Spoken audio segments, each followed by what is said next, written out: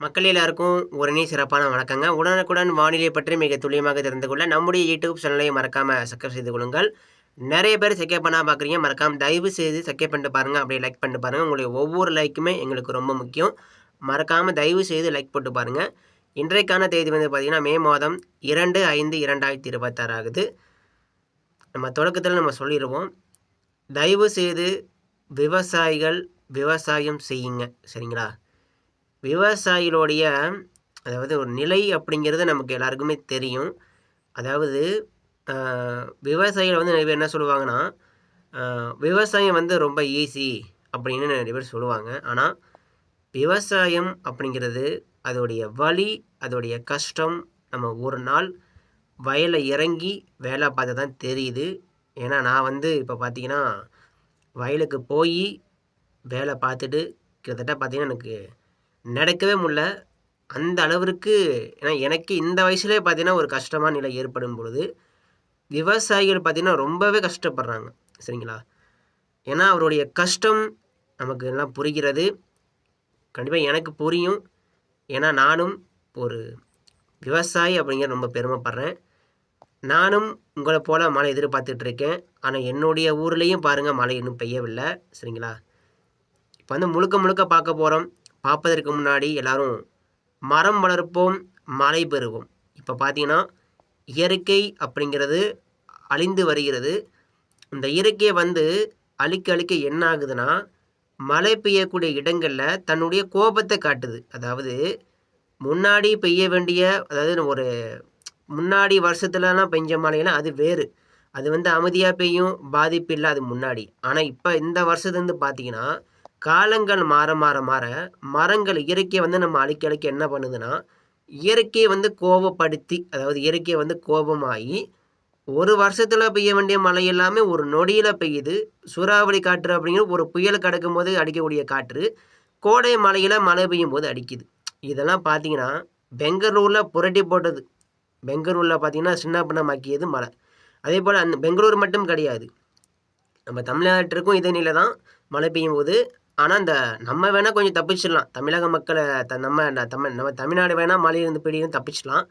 ஆனா, பிற உலக நாடுகள் நம்ம விட பிற உலக நாடுகள வந்து தப்பிக்க முடியாது. வசமா மாட்டிருவாங்க. ஏன்னா, அங்க வந்து இப்ப டெல்லி பக்கம் போனீங்கன்னு வச்சுக்கோங்களேன், டெல்லி, ஹைதராபாத்து அதேபோல இந்த அ பாலைவன பகுதி, இங்கெல்லாம் ரொம்பவே பாதிப்பாங்க அவர்களுக்கு. ஏன்னா, அங்க மழை வந்துச்சுன்னா விடாது. ஒரு 10 நிமிஷம் மழை பெய்தாலே அவங்கள வந்து புரட்டி போட்டுரும். ஏன்னா, அந்த அளவிற்கு இயற்கை வந்து மிக சவாலாக இருக்கு. ஸோ, இதெல்லாம் ஏன் சொல்றேன்னா, இயற்கைய வாழ வைப்போம். வரக்கூடிய காலங்கள்ல நம்ம எல்லாரும் ஒன்று சேர்ந்து இயற்கைய நேசிப்போம், இயற்கைய வாழ வைப்போம்.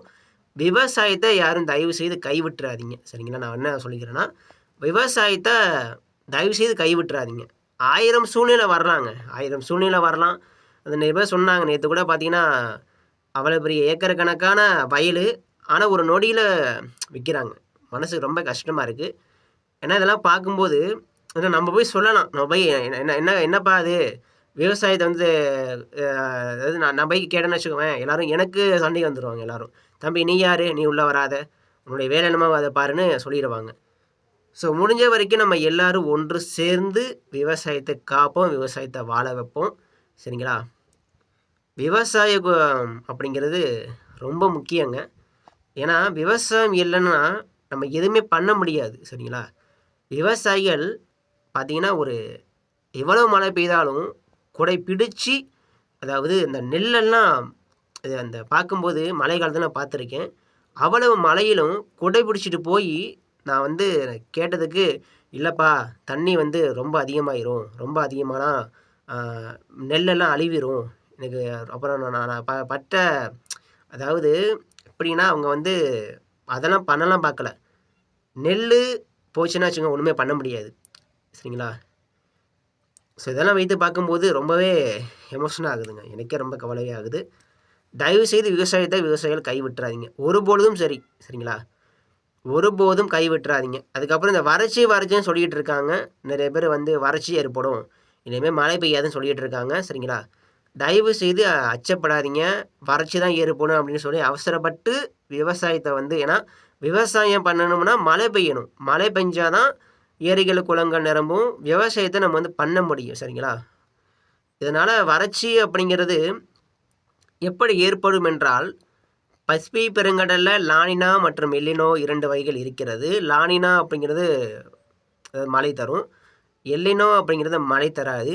இந்த எல்லினோவிலே பல வகைகள் இருக்குது. அதாவது எல்லினோ அப்படிங்கிறது சிறிய எல்லினோ, வலிமை கொண்ட எல்லினோ. இப்போ பார்த்தீங்கன்னா சிறிய எல்லினோவாக தான் இருக்குது. இதனால் யாரும் கவலைப்படாதீங்க, மழை பெய்யும். சரிங்களா? இப்போ நம்ம வரக்கூடிய தென்மேற்கு பருவமழை கண்டிப்பாக பெய்ய தான் போகுது. இதனால் வறட்சி தான் ஏற்படும் அப்படின்னு இப்போவே நம்ம வந்து இன்னும் 1 மாதம் இருக்குது தென்மேற்கு பருவமழைக்கு. இதனால் இப்போவே நம்ம வந்து தென்மேற்கு பருவமழை இப்படி தான் பெய்யும், இதுதான் பெய்யும் அப்படின்னு நம்ம யாராலையும் கணிச்சு சொல்ல முடியாது. அப்படி நீங்கள் கணிச்சு சொன்னீங்கன்னா கண்டிப்பாக ஒரு நாள் தவறாக மாறும். ஏன்னா இப்போ உள்ள காலகட்டத்தில் வானிலையில் கணிப்பதே மிக சவாலாக இருக்குது. உலக வானிலை அவங்க தான் இப்போ ஃபஸ்ட்டு 1ஆம் நம்பர் வானிலை ICM GFS அவங்க தான் பெஸ்ட்டு. இப்போ அவங்களே ஒரு நாளைக்கு காலையில் ஒரு மாற்றுறாங்க, மத்தியானம் ஒரு மாற்றுறாங்க, இரவு திடீர்னு மழை வருங்கிறாங்க. அவங்களாவே சொல்ல முடியல. முன்னாடியெல்லாம் அவங்களாம் சொன்ன மாதிரி நடக்கும். ஆனால் இப்போதைக்கு அவங்களே பார்த்தீங்கன்னா ஒரு டஃப் கொடுக்குது இந்த இயற்கை. ஸோ இதெல்லாம் வச்சு பார்க்கும்போது விவசாயிகளை தயவுசெய்து பதற்றப்படாதீங்க. யூடியூப்பில் 1000 சேனல்கள் இருக்கலாம், 1000 வெதர் சேனல்கள் இருக்கலாம். நீங்கள் போய் பார்ப்பீங்க. ஆனால் எது உண்மைன்னு உங்களுக்கு கண்டிப்பாக தெரியும். எது உண்மை எது பொய்ன்னு கண்டிப்பாக உங்களுக்கு புரிய வரும். இதெல்லாம் என்ன சொல்கிறேன்னா, விவசாயத்தை கைவிட்டுறாங்க. என்னுடைய குறிக்கோள், தயவுசெய்து விவசாயத்தை கைவிட்டுறாதீங்க. சரிங்களா? மழை பெய்தாலும் சரி, மழை பெய்யாவிட்டாலும் சரி, தயவு செய்து விவசாயத்தை கைவிட்டுறாதீங்க. சரிங்களா? விவசாயம் நம்முடைய உயிர் மூச்சு. சரிங்களா? நீங்கள் இவ்வளோ நாள் பட்ட கஷ்டம் அது தூக்கி ஒரே நாளில் பார்த்தீங்கன்னா அன்றைக்கி பார்த்தீங்கன்னா பேரம் பேச ஆரம்பிக்கிறாங்க வயல்லையே. இது போல் எனக்கு இந்த வயல் வேணும், பிளாட் போடணும், நான் வந்து ரொம்ப அடுக்கு மாடி வீடு கட்டணும், இது போல் எனக்கு வயல் தாங்க அப்படின்னு கேட்குறாங்க. ஏன்னா ஊர் டெவலப் ஆகிட்டு இருக்குது, வீடு கட்ட இடம் இல்லை. அப்போ என்ன ஆகணும்? விவசாயம் நோக்கி தான் வந்தாகணும்.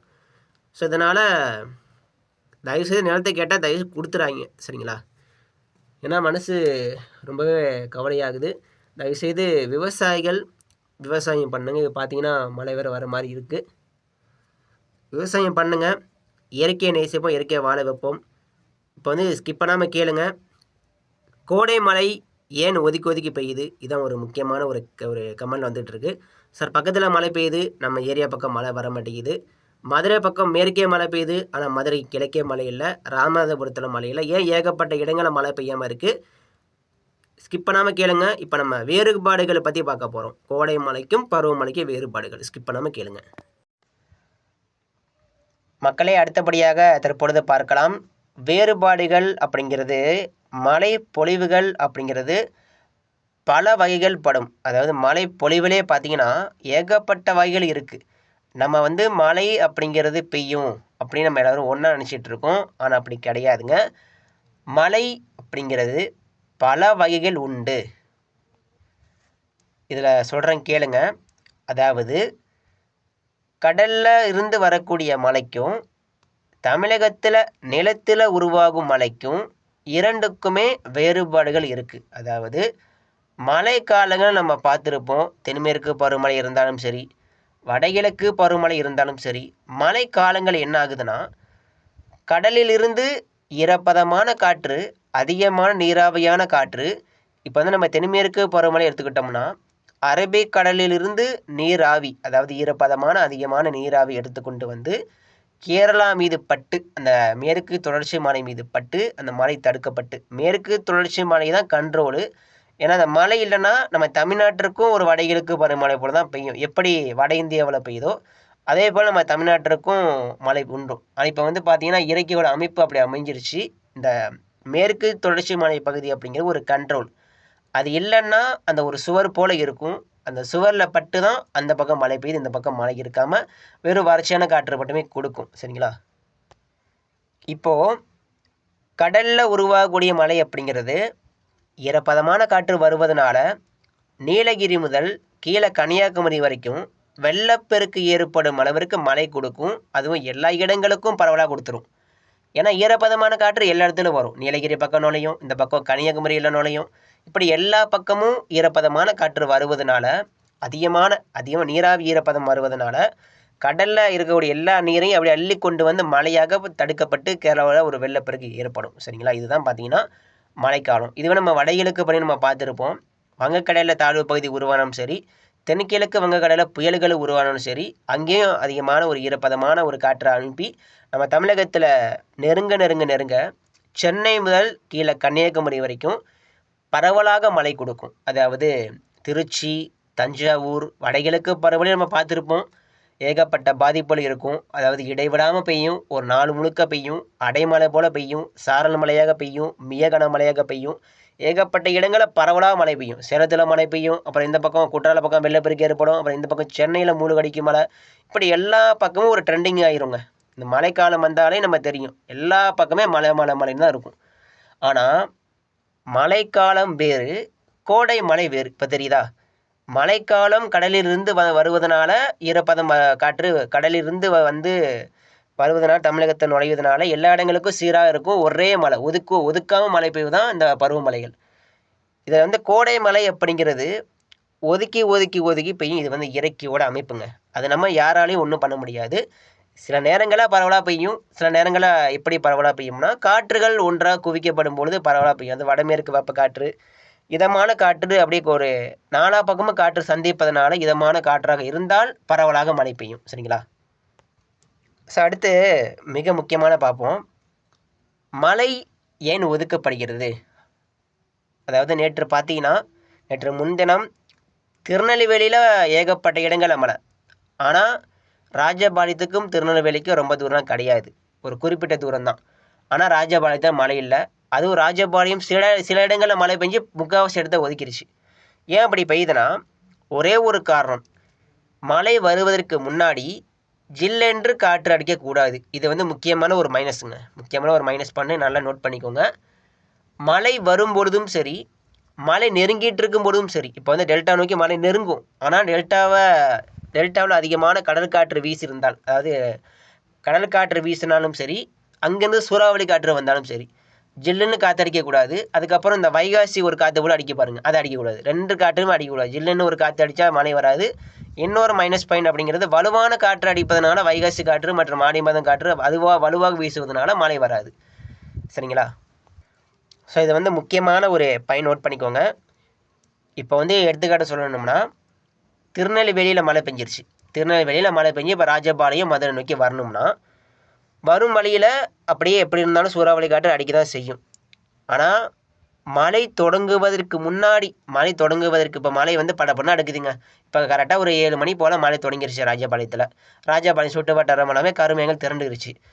அப்படிங்கிற பொழுது மழை வந்து படப்படப்படன்னு ஆரம்பித்து காற்றடிச்சா மழை கண்டிப்பாக வலுவாக பெய்யும், அது வேறு. ஆனால் மழை தொடங்குவதற்கு முன்னாடி காற்று அடித்தா தான் நமக்கு மிகப்பெரிய பிரச்சனை. ஏன்னா மைனஸ் தான். மழை தொடங்குவதற்கு முன்னாடி எப்படி இருந்தாலும் ஒரு காற்று அடிக்கும் பாருங்க, ஃபோர்ஸாக ஒரு காற்று ஒரு புயல் காற்று போல அடிக்கும். இந்த புயல் காற்று ஒரு எப்படி சொல்லுவதுன்னா, இடி மின்னல் பயங்கர சத்தத்தோடு வரும். ஸோ அந்த சூறாவளி காற்று ஜில்லென்று அடிப்பதனால மழை தொடங்கி அடித்தால் மழை தீவிரமாக பெய்யும்.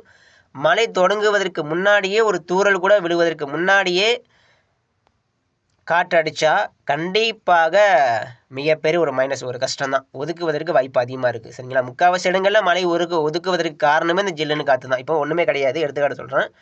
இப்போ வந்து இந்த பக்கம் பார்த்திங்கன்னா ஒரு சுடு தண்ணி இருக்குது, ஒரு ஹீட்டு அப்படியே இருக்குது. நம்ம என்ன பண்ணுறோம், ஒரு ஐஸ் வாட்டர், அதாவது ஒரு ஜில்லுன்னு ஒரு ஐஸ் வாட்டரை ஊற்றுறோம். அப்போ என்ன ஆகுது, வெப்பம் மைனஸ் ஆகிடுது. இதே போல் தான் இப்போ வந்து உங்கள் ராஜபாளையத்தில் 40 டிகிரி அடிக்கப்பட்ட வெப்பம் இருக்குது. அந்த வெப்பத்தை தணிக்க மழை வந்தாலும் ஒன்று தான். ஆனால் இந்த காற்று அடிக்குது பாருங்கள், அது வந்தாலும் வெப்பம் குறைச்சிடும். மழை வந்து தணிச்சா அது வேறு, நமக்கு சந்தோஷம். ஆனால் மழை வருவதற்கு முன்னாடி இந்த காற்று என்ன பண்ணுதுன்னா வெப்பத்தை தணிச்சிடுது.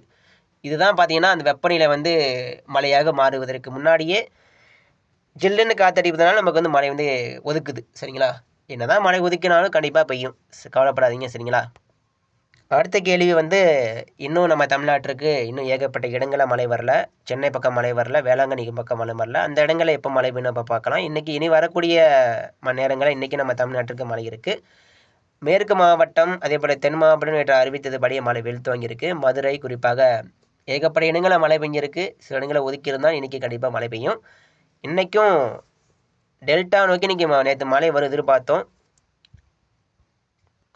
இன்றைக்கி வருவதற்கு வாய்ப்பு அதிகம் தான். இன்றைக்கி மட்டும் இல்லைங்க, அடுத்தடுத்து வரும்னாக்க தினசரி மழை இருக்குங்க. இனிமேல் நம்ம தமிழ்நாட்டிற்கு தினசரி மழை இருப்பதனால மழை எதிர்பார்க்கலாம். சரிங்களா? வேளாங்கண்ணிக்கு மழை வரும், சென்னைக்கு மழை பெய்ய போகுது, அதேபோல் தூத்துக்குடிக்கு மழை பெய்ய தான் போகுது, தனுஷ்கோடிக்கு மழை பெய்ய தான் போகுது, ராமநாதபுரத்துக்கும் கண்டிப்பாக மழை பெய்ய தான் போகுது. ஆனால் ஒன்றே ஒன்று தான், யாரும் கோபப்பட்டுறாதீங்க, கோடை மழை ஒதுக்கி ஒதுக்கி தான் பெய்யும். சரிங்களா?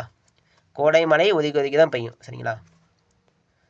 கண்டிப்பாக இன்றைக்கி வந்து தீவிரமான மழை எதிர்கொள்ள நம்ம தமிழக மக்கள் ரெடியாக இருந்துக்கோங்க. வரக்கூடிய மாலை மற்றும் இரவு நேரங்களில் கனமான தீவிரமான மழை பதிவாக வாய்ப்பு இருக்குது என்பதால் எச்சரிக்கையாக இருங்க.